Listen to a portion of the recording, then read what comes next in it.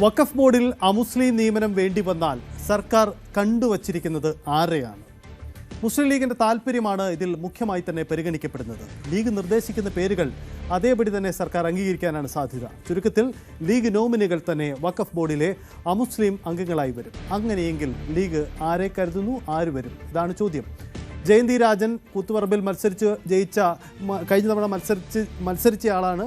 മുൻ MLA കൂടിയായ UC Raman, ഒപ്പം മലപ്പുറം ജില്ലാ panchayat vice president AP Smiji എന്നീ പേരുകളൊക്കെ സജീവമായി പരിഗണനയിലുണ്ടെന്നാണ് മനസ്സിലാവുന്നത്. CV അനുമോദുണ്ട്. അനുമോദ്, ആരെയാണ് ലീഗ് പരിഗണിക്കപ്പെടുക, ഏതാണ് സാധ്യതകൾ എന്ന് പരിശോധിക്കുമ്പോഴാണ് ഈ പേരുകളൊക്കെ വരുന്നത്. എന്താണ് ലീഗിലെ ആലോചനകൾ?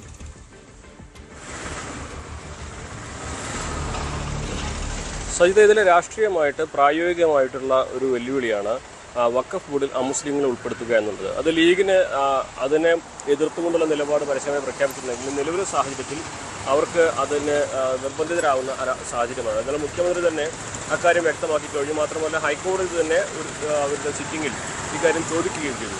അപ്പോൾ ബോർഡ് പൂർണ്ണമായും മാറ്റാനുള്ള ആലോചന ഉണ്ടെങ്കിൽ പോലും അതിൽ ഈ രണ്ട് മുസ്ലിങ്ങൾ ഉൾപ്പെടുത്തേണ്ട സാഹചര്യം ഒഴിവാക്കാൻ കഴിയില്ല എന്നുള്ളതാണ് വസ്തുത. ആ ഘട്ടത്തിലാണ് ആരെല്ലാം ഉൾപ്പെടുത്തുമെന്ന ചോദ്യം ഉയരുന്നത്. അങ്ങനെയാണെങ്കിൽ മുസ്ലിം ലീഗിൻ്റെ സജീവ പ്രവർത്തകരായിട്ടുള്ള UC രാമൻ, ജയന്തി രാജൻ എന്നിവരുടെ പേരുകൾ ഇതിൽ സജീവമായിട്ട് ഉയരുന്നുണ്ട്. UC രാമൻ 2 തവണ MLA ആയ ആളാണ്, കോഴിക്കോട് സ്വദേശിയാണ്. പാർട്ടിക്ക് വേണ്ടി ദീർഘകാലമായിട്ട് പ്രയത്നിക്കുന്ന നേതൃനിരയിലുള്ള ഒരു വ്യക്തി കൂടിയാണ്. അതുപോലെ തന്നെ അദ്ദേഹത്തിന് കൃത്യമായിട്ടൊരു ഇടം നൽകാൻ പാർട്ടി എപ്പോഴും താല്പര്യം കാണിക്കുന്ന ഒരു സാഹചര്യമുണ്ട്. അങ്ങനെയാണെങ്കിൽ അദ്ദേഹത്തിൻ്റെ പേര് ഈ ഒരു വഖഫ് ബോർഡിലേക്ക് പരിഗണിക്കാനുള്ള സാധ്യത തള്ളിക്കളയാനാവില്ല.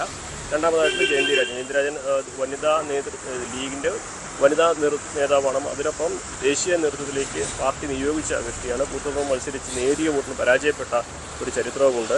പാർട്ടി നേതൃത്വവുമായി വളരെ അടുത്ത ബന്ധമാണുള്ളത്.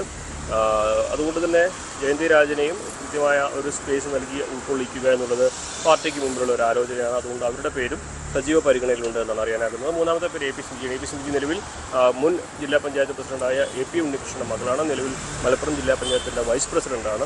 അവരുടെ പേരും സാധ്യത എന്ന രീതിയിൽ നമുക്ക് പറയാം. നിലവിൽ തന്നെ അവരൊരു ഉത്തരവാദിത്തം ഏറ്റെടുത്തിരിക്കുന്ന സാഹചര്യത്തിൽ 2 പദവി ഉണ്ടാകുമോ എന്നുള്ളതൊക്കെ പിന്നീട് പറയേണ്ട കാര്യമാണ്. പക്ഷേ ഈ 3 പേരുകളാണ് ഏറ്റവും സജീവമായിട്ട് ചർച്ചകളിലൊക്കെ തന്നെ പാർട്ടിക്കുള്ളിലുള്ള നടക്കുന്ന ചർച്ചകളിൽ ഉയരുന്ന പേരുകളുള്ളത്.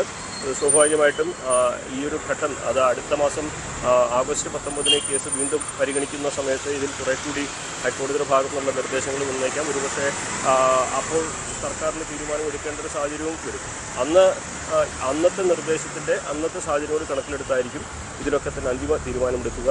സർക്കാരിനെ സംബന്ധിച്ച് ഈ ബോർഡ് പൂർണ്ണമായും മാറ്റണം. അതായത് രണ്ടാം മുസ്ലിങ്ങളെ നിയമിക്കുക മാത്രമല്ല വേണ്ടത്, LDF സർക്കാർ നിയോഗിച്ച ഈ ഒരു വഖഫ് ബോർഡിനെ പൂർണ്ണമായും മാറ്റി പുതിയ UDFൻ്റെ ഒരു വഖഫ് ബോർഡിനെ നിയമിക്കാനാണ് സർക്കാരിൻ്റെ താല്പര്യം. അതിനൊപ്പം മുസ്ലിങ്ങളെ നിയമിക്കണമെന്ന നിർബന്ധിത ചട്ടം കൂടി വന്നതോടെ അതിലേക്ക് കൂടി UDFന് മുസ്ലിം ലീഗിന് താല്പര്യമുള്ള വ്യക്തികളെ തന്നെയായിരിക്കും നിയോഗിക്കുക. അതിലേക്കാണ് നമ്മൾ ഈ പറഞ്ഞ 3 പേരുകളിൽ ആ 3 പേരുകളിലുള്ളവരെ പരിഗണിക്കാനുള്ള സാധ്യത കൂടുതലായിട്ടുള്ളത്. എന്താണെങ്കിലും പാർട്ടി നേതൃത്വം ഇക്കാര്യം ആഭ്യന്തരമായി ചർച്ച ചെയ്യുന്നുണ്ടെങ്കിലും പരസ്യ പ്രതികരണത്തിന് ഇക്കാര്യങ്ങളിൽ നേതൃത്വമോ സമസ്തയുടെ നേതാക്കളോ ഇതുവരെ തയ്യാറായിട്ടുമില്ല.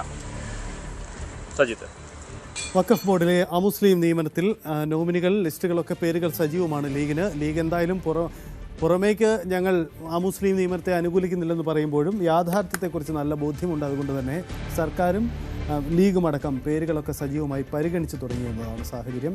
അമുസ്ലിമുകൾ ആദ്യമായി വഖഫ് ബോർഡിൽ വരേണ്ടി വരും. അതാണ് കേന്ദ്ര സർക്കാർ പുതിയ നിബന്ധനകൾ.